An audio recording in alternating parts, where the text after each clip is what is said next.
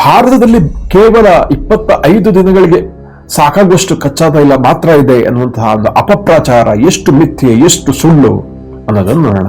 ನಾನು ಈಗಾಗಲೇ ಹೇಳಿದ ಭಾರತದಲ್ಲಿ ಕಮರ್ಷಿಯಲ್ ಸ್ಟಾಕ್ಸ್ ಮತ್ತೆ ಸ್ಟ್ರಾಟಜಿಕ್ ಪೆಟ್ರೋಲಿಯಂ ರಿಸರ್ವರ್ ಇದೆ ಅನ್ನುವಂಥದ್ದು.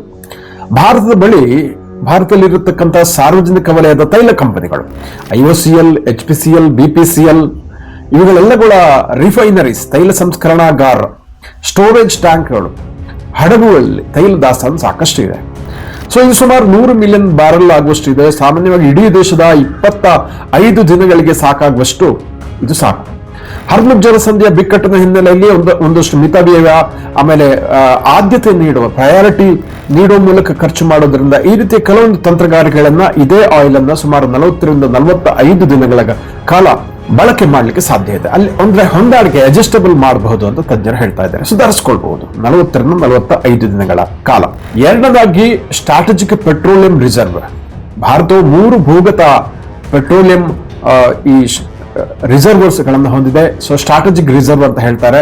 ಸೊ ಇದೆಲ್ಲ ಇದೆ, ವಿಶಾಖಪಟ್ಟಣಂನಲ್ಲಿದೆ. ಅದೇ ರೀತಿ ಕರ್ನಾಟಕದಲ್ಲಿ 2 ಇದೆ, ಒಂದು ಪದೂರಿನಲ್ಲಿದೆ, ಇನ್ನೊಂದು ಮಂಗಳೂರಿನಲ್ಲಿದೆ. ಸೊ ಇದು ಸುಮಾರು 9-10 ದಿನಗಳ ಕಾಲ ಇಲ್ಲಿ ಇರತಕ್ಕಂತಹ ಆಯಿಲ್ ಇಡೀ ದೇಶಕ್ಕೆ ಸಾಕು. ಆದ್ರೆ ಇದನ್ನ ಡೈಲಿ ಬಳಸಲ್ಲ, ವಿಪತ್ತಿನ ಸಂದರ್ಭದಲ್ಲಿ ಎಮರ್ಜೆನ್ಸಿಯಾಗಿ ಮಾತ್ರ ಇದನ್ನ ಬಳಸ್ಕೊಳ್ತಾರೆ. ಅಂದ್ರೆ ಬಫರ್ ಸ್ಟಾಕ್ ಆಗಿ ಇದನ್ನ ಇಟ್ಕೊಳ್ಳುವಂಥದ್ದು. ಸೊ ಇದಿಂತಹ ತುರ್ತು ಪರಿಸ್ಥಿತಿ, ಯುದ್ಧದ ಸಂದರ್ಭ ಬಳಕೆ ಆಗುತ್ತೆ.